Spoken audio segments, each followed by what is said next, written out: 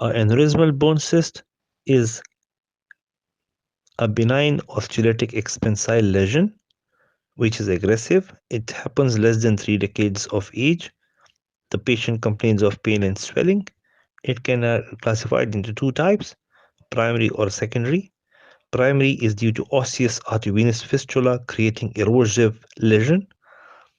Secondary is as a result of cystic changes in a previously lesion like giant cell tumor.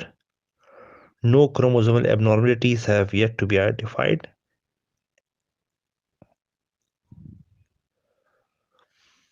Regarding the imaging, you can do X-ray, which shows a metaphyseal eccentric lesion.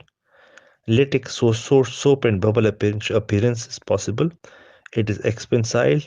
It is wider than physis. It has more chance of cortical erosion. It demonstrates high signal intensity at T2. It's a blood-filled loculation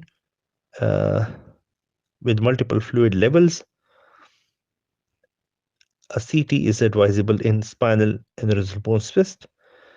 The treatment, if there is impending fracture or symptomatic, interlesion excision curettage, or which is called extended curettage with bone grafting, cementing or phenol is advocated.